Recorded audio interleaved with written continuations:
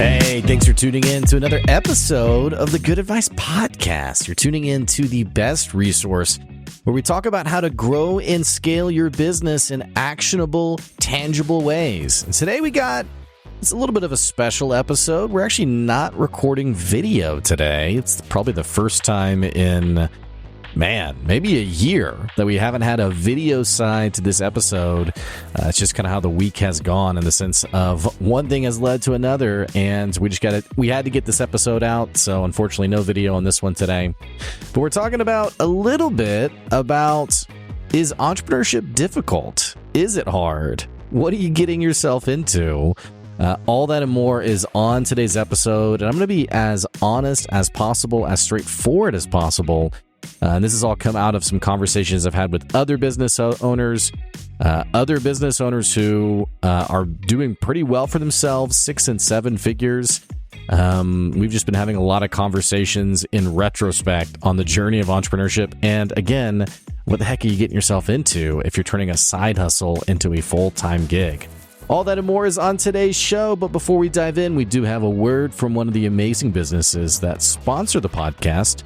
Check out this quick ad, and we'll be right back soon. Have you ever put out some content or run a new advertising campaign or tried to launch a service that you just knew had magic to it, and then you were shocked to find out that no one seemed that interested in it? Maybe even felt downright depressed, thinking, what is going on? Did I mistype something? Did something go wrong here? There has to be a reason why people aren't latching onto this. You know, those moments where you have lightning in a bottle, and yet it seems like people just aren't getting it. Well, you might need to hire a marketing company that can help you take your business to the next level. I want to tell you about Excelity Marketing. They're the marketing company that B2B SaaS companies can count on, and they help them grow faster with bold sales and marketing processes that actually work. See, it's not about creating content and then praying that please let me have a sale today. It's about trusting a business that's actually different because they have over 10 years of hands-on experience working with B2B companies. And remember, it's the outcomes that count. The results speak for themselves. That's why I trust Excelity Marketing. Go to excelitymarketing.com to find out more. So yesterday I was having an interview with a person, Angela Ferrante, who's coming. Her episode's going to go live in a couple of months, really, but she's the founder of Laudable. It's an app, a software you can use that will basically capture your customers' comments about you and basically repurpose them as social proof. So all that to say, we were having a conversation. We were chatting about kind of the early days of her business. And she made this comment that I think I was quoting her or saying something about her. And I said, hey, you mentioned in the early days you weren't making any money. And she interrupted me and said, no money. I wasn't making any money or a little bit of money, like literally no money. I was making literally no money. And I laughed about that because I really related with that, because that is, in one sentence, the early days of entrepreneurship. And another reason why I've been thinking about this episode a lot lately, it's kind of a weird time for me, actually, because last year, the business started doing pretty decently, is what I would call it. By the end of the year, the business was doing really well, so well that I was able to pay off some debt that I had accrued over the years, some debt that I had brought in over COVID. And the business was in a pretty good place. Part of that also was, the longer I've been in business, the more I've been able to really refine who my buyer is, to really think about who ultimately purchases from me.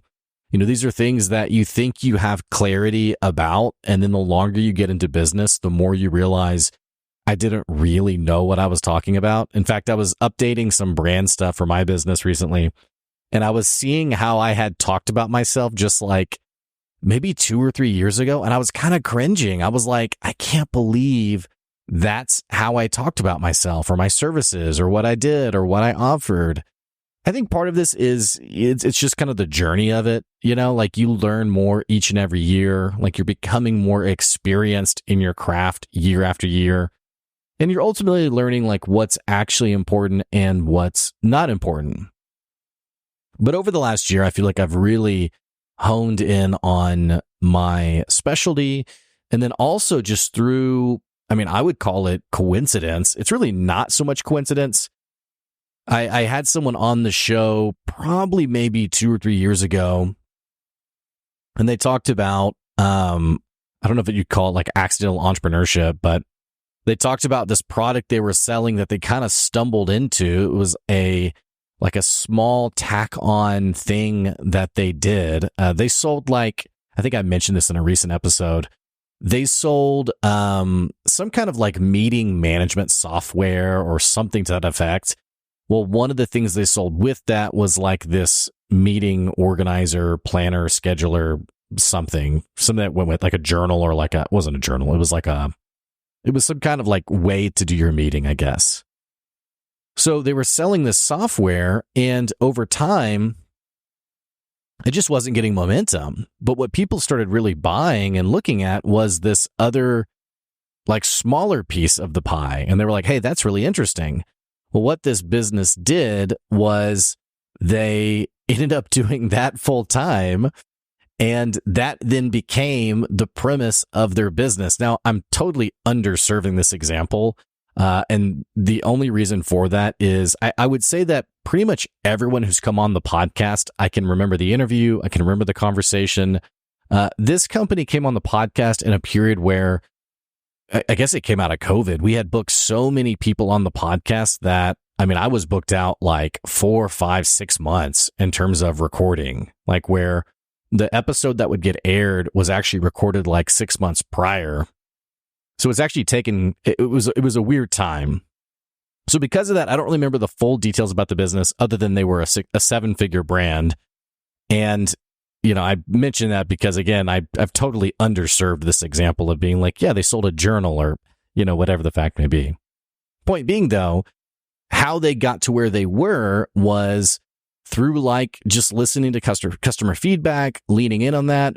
There's some conversations here, by the way, about like ego in business and like understanding the pain of getting too attached to what you want to run in terms of your business and instead letting your customers drive you. When you do that really well, you could pivot your business really well and really lean into that feedback to sell something that people really want. This also, by the way, even if you're not talking about like changing products, this can inform how you sell what you sell, or like, customers who like really like a certain thing that you do that's part of your product or service. Anyway, point being, over the last year, so Good Advice at its core is a consulting company. We scale businesses. We work with business owners who are ready to scale. They've taken something, they've sold something, it's working, there's magic there, and they're thinking about what's the next big picture for their business. Well, part of that also has been the identification of a couple of other offers, these sort of done-for-you offers, which I knew I wanted to get into my business in some form.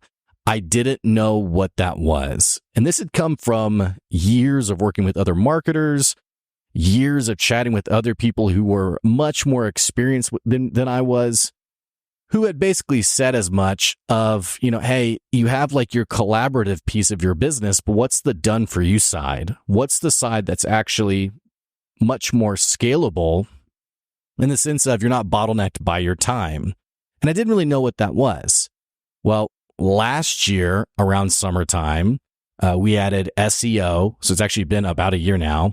We added SEO to our services. And funny enough, we added podcasting to our services too.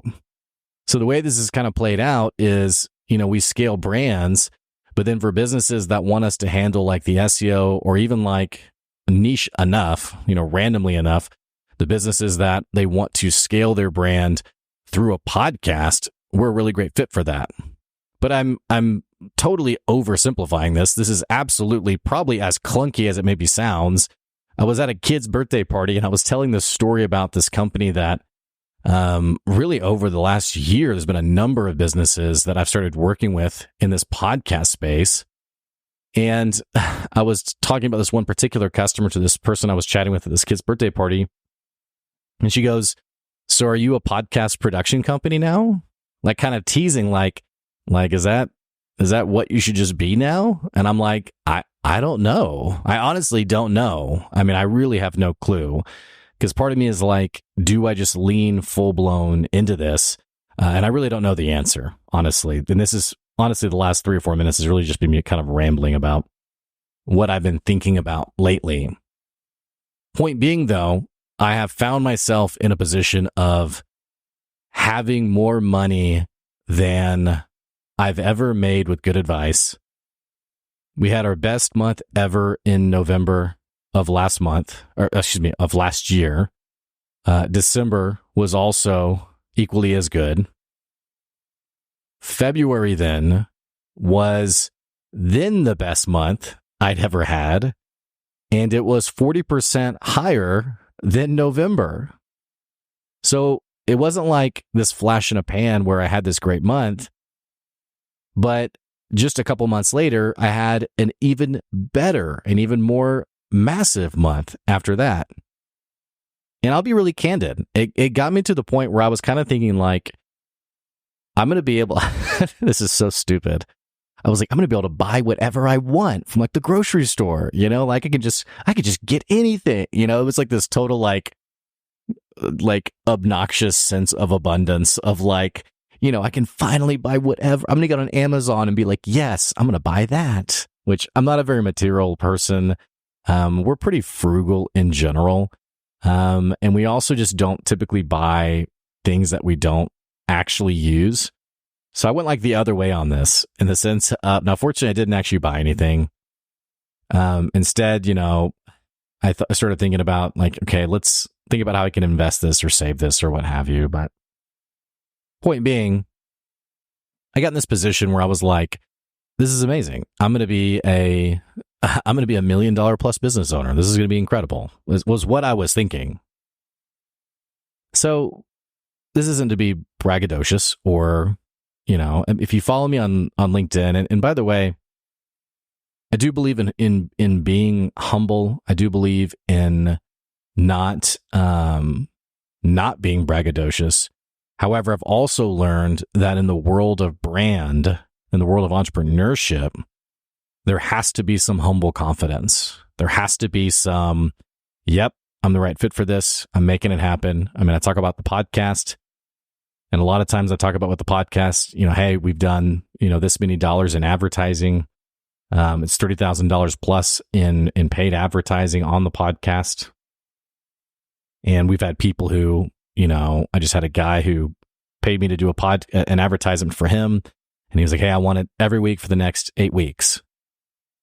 Now, I don't know if we're actually going to do that. I'm trying to stretch that out a little bit to be maybe every other week. But point being, that's the kind of thing I want to share about, because I want people to know, hey, there's value here. Hey, there's something. So there is this like interesting tension between, I don't want to be braggadocious, but I also do want to let people know, hey, this is an option. These are things that people are paying for.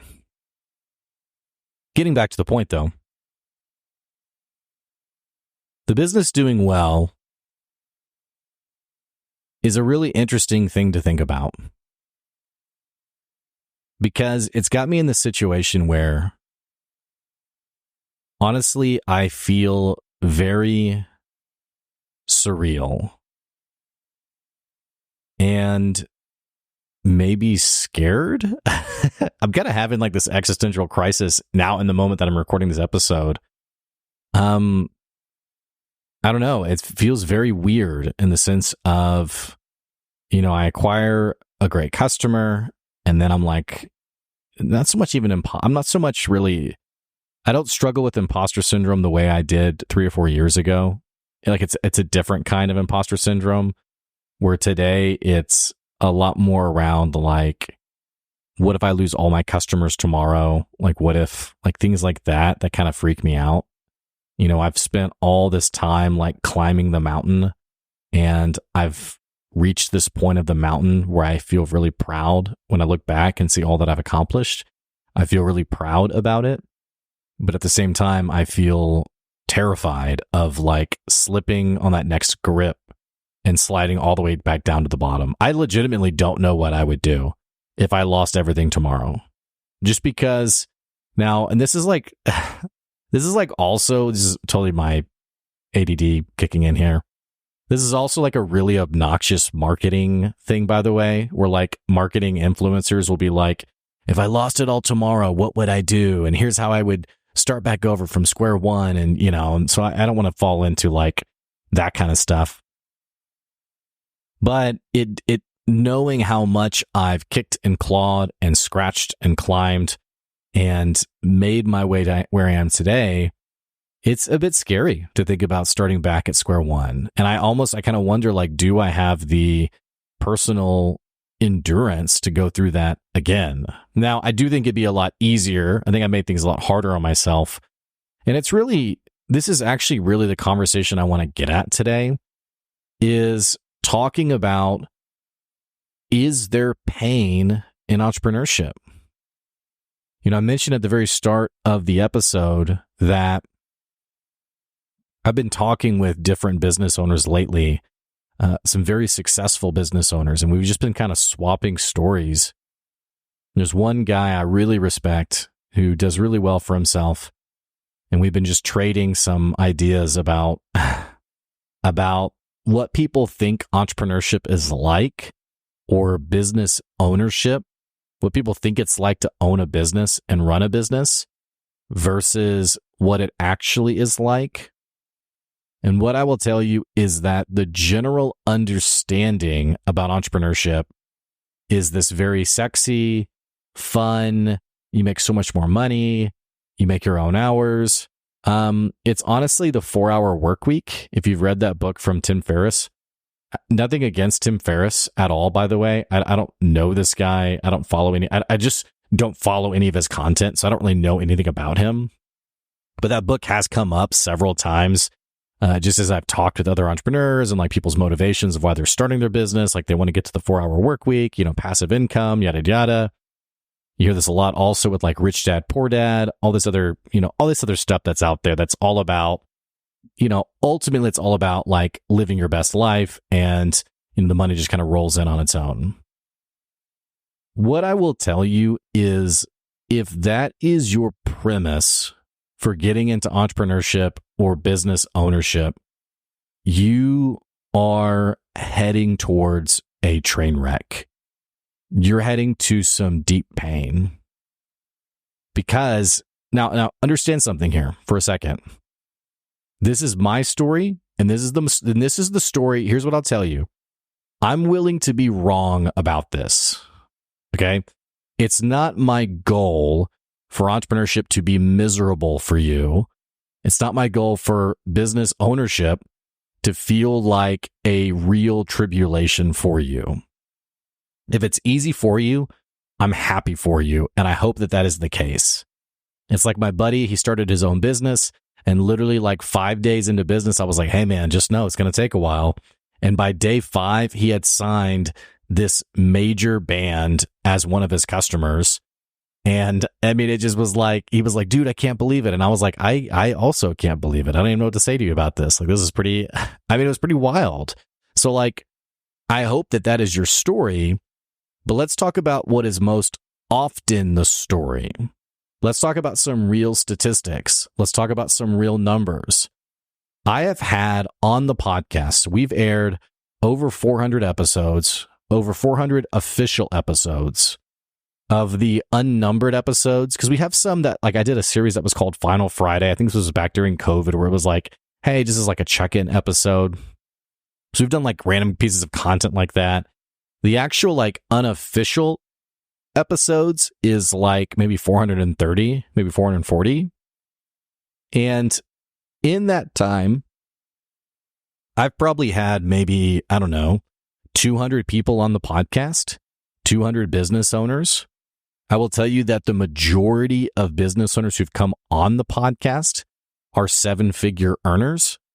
They're running a brand that's doing very well. It's 7 figures or near 7 figures or in a couple of extremely rare situations, I've had a couple people on the podcast who are running 8-figure brands. I think, there's just a handful of people that immediately come to mind where I'm like, man, those people are like literally at the top of their game.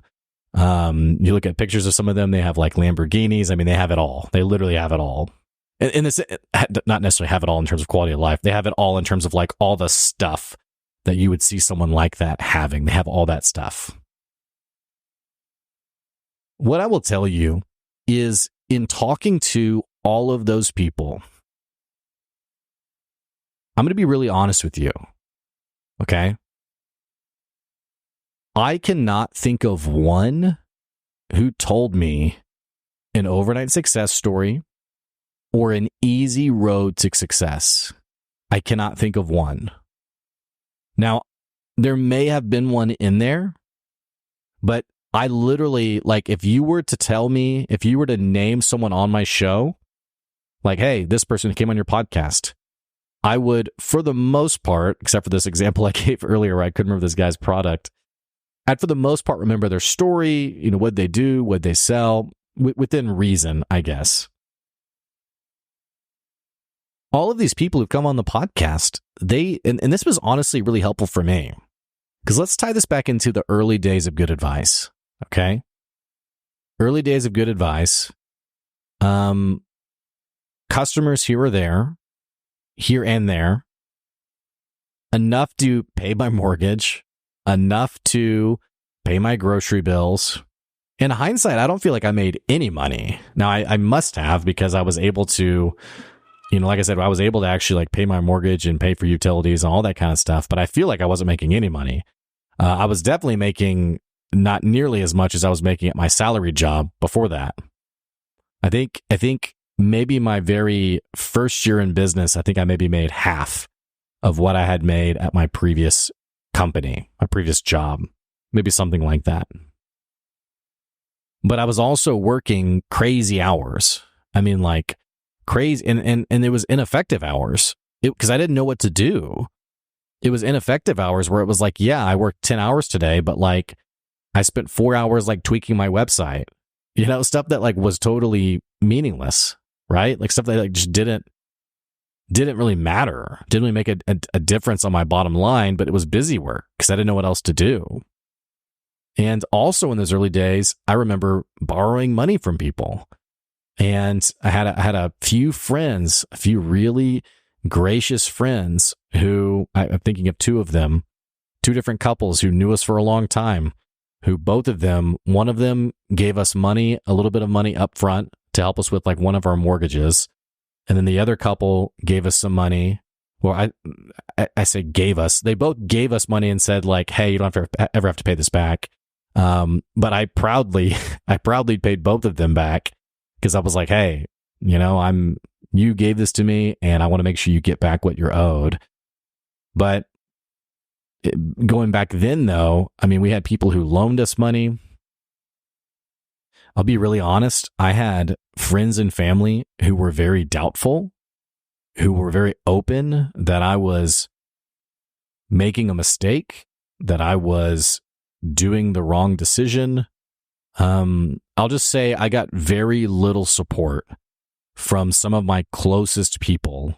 I got very little support, and not just like very little support, but like the other direction support. So in 5 years of good advice, we started out with some pretty negative comments about the business and not a lot of money. And it was really freaking hard. I remember my wife, I mean, I think she had like around $5,000 or $6,000 saved, or maybe 10,000, I can't remember. And I remember telling her like, hey, if we invest this into the business, like here's the path from A, B, C, all the way to Z of how we're going to do really well for ourselves and make a lot of money. That money was spent very fast. It got spent very quickly, unfortunately.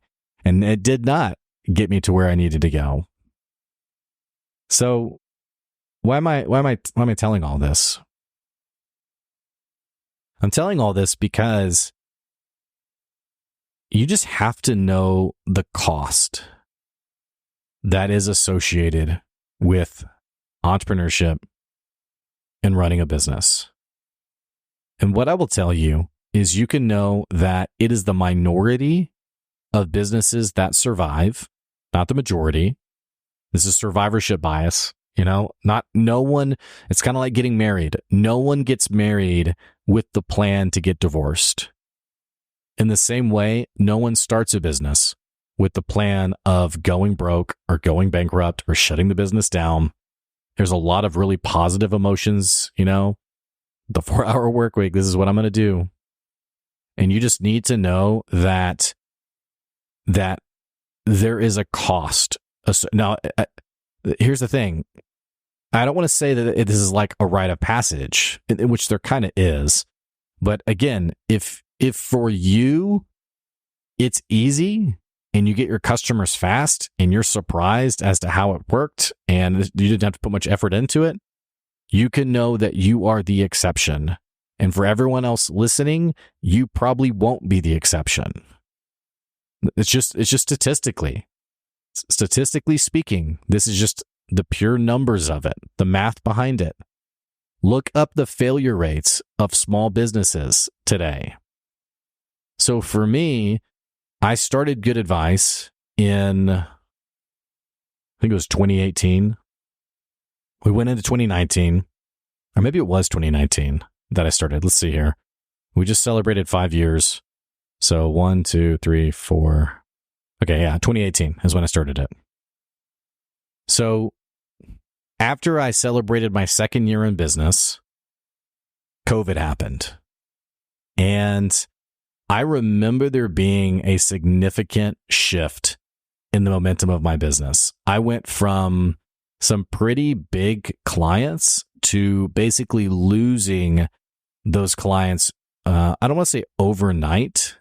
There was this really odd thing that happened with COVID where I had this really awesome boost to my business, like right when COVID happened. But definitely downline, I really struggled. And I think part of that too was, a big part about business is like relationships and connections. And frankly, I don't even know if it was so much COVID as it was me. My daughter was born on March 11th in 2020. It was literally the very next day is when everything shut down on March 12th. I remember trying to get toilet paper and I couldn't get toilet paper. Actually, no, I did get toilet paper. I got two things of it. And the Walmart employee was like, "Sir, you can't take 2. You can only take 1." And I was like, "Oh, okay." And then they wouldn't let me walk with it. Like they were like, "I'm going to have to take that." And I was like, "Okay, this is weird. This is interesting." That was what life was like back then, right? But I had a real momentum shift in my business because I had my daughter was born, things were closed. And I really kind of just treated that as a time to just like, I don't regret that time. Literally, my wife and I would just hang out with my daughter all day. And then she would go to sleep. Well, sleep. I mean, she was a baby. She didn't really sleep at all. But like, we just had some great time. We tell you what, we cracked open those board games we had never touched before. We had a table that was like permanently up in our living room with a board game on it. And like in the evening, we would just continue the game, like we had some sweet, sweet memories, but I wasn't investing in the business. I think I was doing enough to keep the business going. Well, I really felt that. I felt the price of that as things started opening back up again. Our growth group that had gone to Zoom went back to in person. And what was really, this is kind of an interesting indicator of this. Before COVID, our growth group probably had maybe 15, 20 people who would come to it. I remember when we went back to in person, it was me and just me for many weeks. And occasionally you'd have like a small group of people who would come. But I remember multiple weeks it being just me and just being like, man, I've lost all momentum, right? So it's taken a long time to get back to where I am today, where I'm genuinely excited and amazed, honestly, at some of the momentum that I'm experiencing in my brand. And it's, 5 years of grueling effort to get here. And really the purpose of today's podcast is, if you aren't deeply passionate about what it is that you're going to sell and what it is you're going to do for your business. And I would even say it doesn't even have to so much be the thing as it is. Like, for me, I love business. It's fun for me. I love marketing. I love sales. I love, I think the reason that SEO made sense is because I love SEO. I love like the analytical, like crunchy under the hood metrics of it all. I think it's just very interesting stuff. I love podcasting. Obviously, here I am, 400 plus episodes, 5 years deep. I love doing this stuff. But like, going back to consulting, even if I didn't love business, I love helping people. I do. I'm a former high school teacher. I love teaching people. I love coaching people. I love working with people. So even if it wasn't business, it would have been something, right? But point being, I love what I'm doing. And if that's not true for you, I think you might have a hard time in the world of entrepreneurship, because you have to understand the cost associated with it. I've been talking about things going well with good advice. We had these 2 amazing months. January, the month in between, was my worst month I've had since last summer, almost a year ago. So imagine how I'm feeling this amazing month and then one of the worst months, But what I can tell you is that is normal in entrepreneurship. It's normal in business. It happens. There have been so many times where I've gone to my wife and I've said, I don't know how we're going to pay our bills. I don't know how we're going to put food on the table. I don't know how I'm going to do X, Y. I can't think of anything specific. I just remember long hours and late nights. Panicked nights. I remember there was a time, I think this was around like maybe year 2 or year 3, where we went to the hospital because I was having chest pain and they thought I was having a panic attack. I've gained gray hairs in 5 years, right? So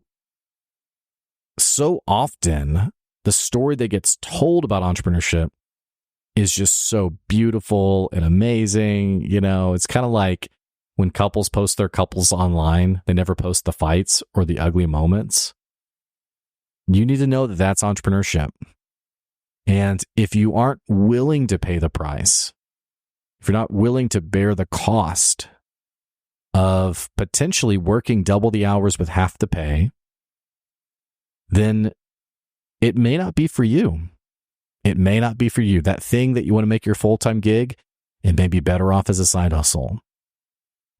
Understand again for a second now, I'm not being negative, but I'm being honest about my journey and the journey of, like I mentioned, the majority of people who come on the podcast, with the occasional rare ones who, it was easy, it was natural, it was a good fit, and again, that could be you.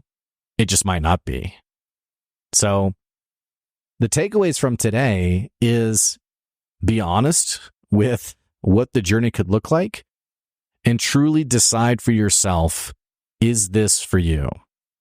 Because for me, man, this is the hardest thing I have ever done.